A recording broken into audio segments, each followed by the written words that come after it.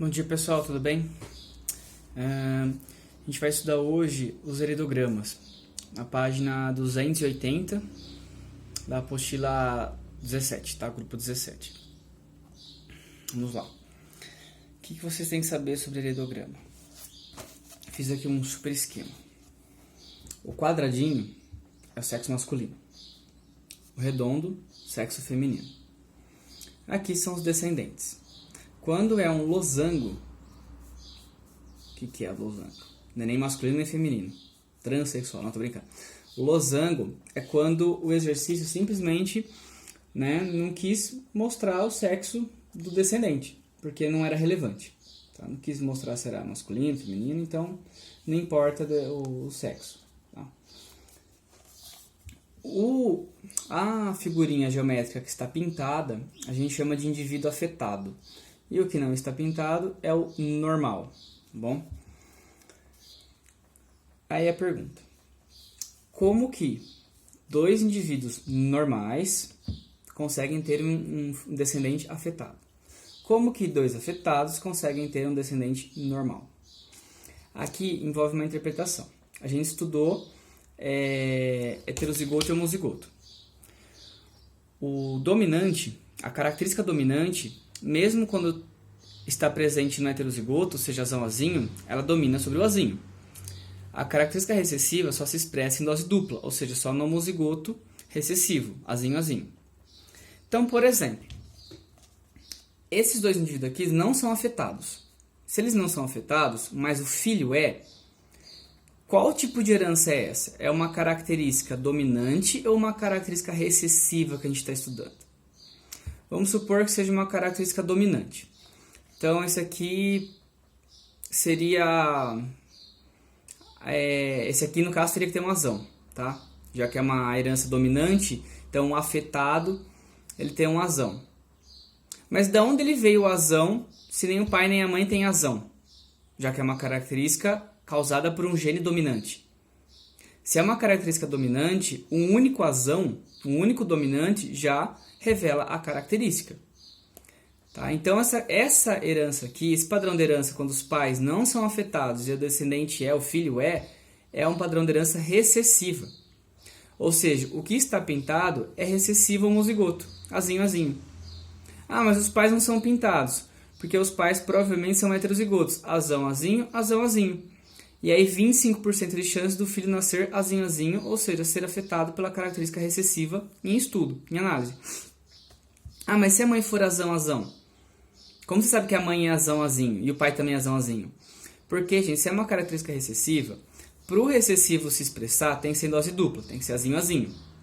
Se um dos dois aqui for azão, azão, como que isso aqui vai ter dois azinhos? Um azinho veio do pai, um azinho veio da mãe.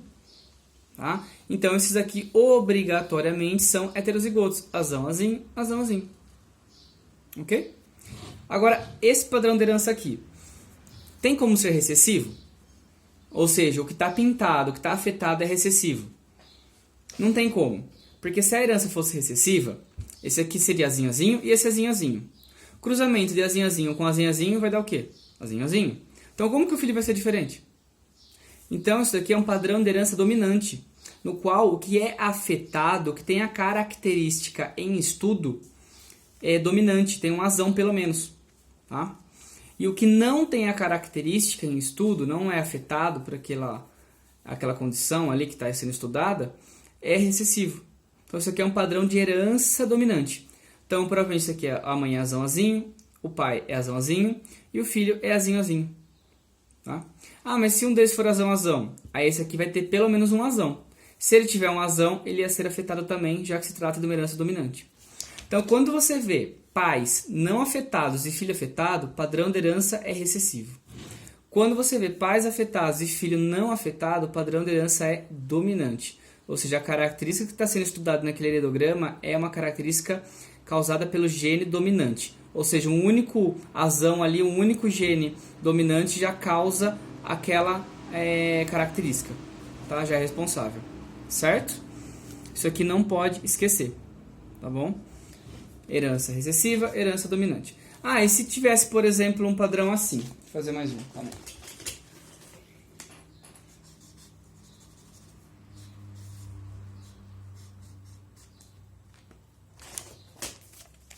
o pai é afetado, a mãe não e o filho é. Dá para eu saber o padrão da herança que é? Não. Tá?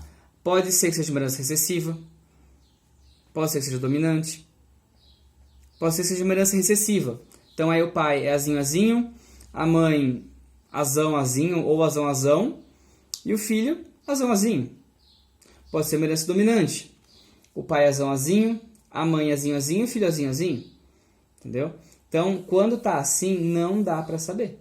Agora, assim e assim, se você encontrar no meio do heredograma algum casal assim ou algum casal assim, você obrigatoriamente vai saber o tipo de herança que se trata o exercício. Agora, se tiver só assim, você não vai conseguir saber se é um padrão de herança dominante, se é recessivo, tá?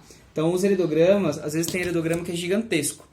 E aí você fala, nossa, é herança dominante ou recessiva, mas alguma coisa tem que indicar, tá? Ou o exercício vai falar o padrão de herança que é, ou em algum dos casais vai ter alguma coisa nesse estilo para você matar a charada ali. Falar, herança recessiva, herança dominante. Se é herança recessiva, todos que estão pintados são azinho, azinho.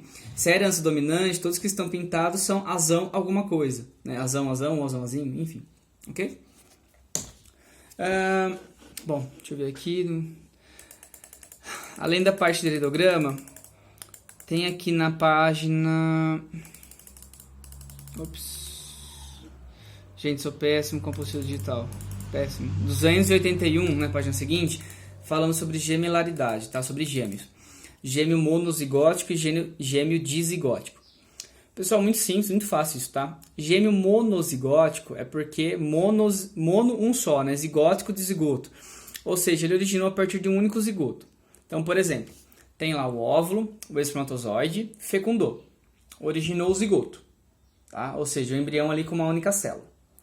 Por algum motivo, ainda meio desconhecido, né? Digamos, e não hereditário, né? Esse zigoto se dividiu em dois. Sofreu uma mitose, se dividiu em dois idênticos. São gêmeos monozigóticos, vieram a partir de um único zigoto. Tá? São os famosos gêmeos idênticos ou gêmeos univitelinos. Obrigatoriamente eles vão ser do mesmo sexo. Tá? Não tem como nascer um menino e uma menina, sendo que nasceu do mesmo zigoto. Tá? O material genético deles, assim, a sequência de gene deles, né, o DNA deles vai ser o mesmo. Tá? Porém, pode sim ter diferença no genoma no geral. Por quê? Mas porque o ambiente influenciou. Não. Uma questão ali genética mesmo. O genoma deles não vai ser 100% idêntico. Embora a gente fale gêmeos idênticos, a sequência ali de genes dele vão ser basicamente a mesma, mas o genoma no geral não é idêntico. Como assim? A própria posição no útero onde se implanta cada embrião pode causar ali modificações nesse feto, tá? Outra coisa, as metilações vão ser particulares de cada um. O que é metilação? Vocês aprendem em química orgânica o radical metil, né? Que é o CH3, radical metil. Quando um radical metil se liga numa porção do DNA, aquela porção ela é inativada, ela não se expressa. Então, a gente tem metilações no nosso DNA, né? E cada um tem uma metilação em alguma posição do DNA. Os gêmeos idênticos, eles vão ter metilações em posições diferentes.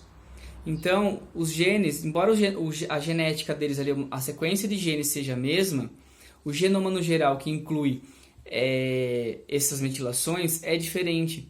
Tá? Nem sempre esse padrão de metilação é igual.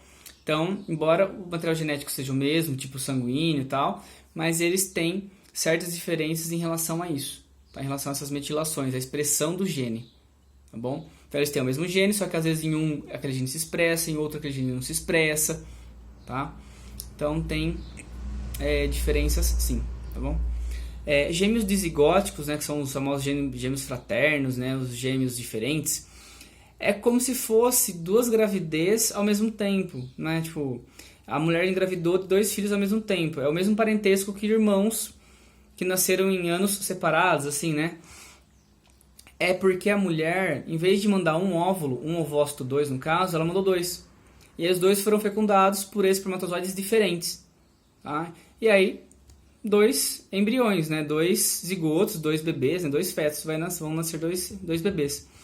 Só que o parentesco desses bebês vai ser igual ao parentesco de irmãos comuns, sem ser gêmeos. Tá? São gêmeos fraternos. óvulos diferentes, espermatozoide diferente, tá bom? Tem gente que acha que quando entra 2 espermatozoides no óvulo, é porque é gêmeos. Gente, pelo amor de Deus, não fala essa besteira.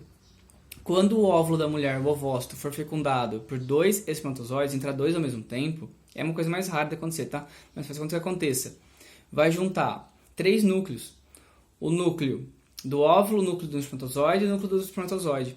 Ou seja, vai ser um embrião triploide, tá? Em vez de ser diploide, que o nosso corpo são formado por células diploides, né, conjunto cromossômico da mãe e um do pai, vai formar um indivíduo triploide. Esse indivíduo triploide não é compatível com a vida do embrião. E aí a mulher vai ter um aborto espontâneo logo nos primeiros meses da gestação, tá? Primeiro mês aí da gestação já vai ter um aborto espontâneo, ok? Não é compatível com a vida. Então, para ter gêmeos fraternos, a mulher tem que mandar 2 óvulos. E isso sim é genético. Ou seja, isso é hereditário. Então, se tem casos de gêmeos fraternos na família, a chance desses descendentes terem gêmeos fraternos, né, as meninas, é maior. Diferentemente dos gêmeos monozigóticos, que não tem nada a ver com hereditariedade. É uma coisa totalmente ao acaso quando o embrião se divide em 2. Agora, a mulher mandar 2 óvulos por vez na ovulação, né, 2 ovócitos, 2, é algo genético sim, hereditário, tá bom? Bom, o próximo conteúdo são as probabilidades, tá? Que a gente, como que eu comentei brevemente na última aula, a regra do eu, do ou. Aí a gente vê isso na aula ao vivo, né? E, aliás, é isso. A gente vê na aula ao vivo e a gente faz exercícios, tá bom? Bom, então a aula de hoje fica só uma introdução sobre heredogramas, tá? Não confundam heredograma com cladograma, tá? E sobre gêmeos, tá? Gemelaridade, ok? Então só isso, para não ficar um vídeo muito longo, vocês me xingam aí. É isso aí, bons estudos, até mais.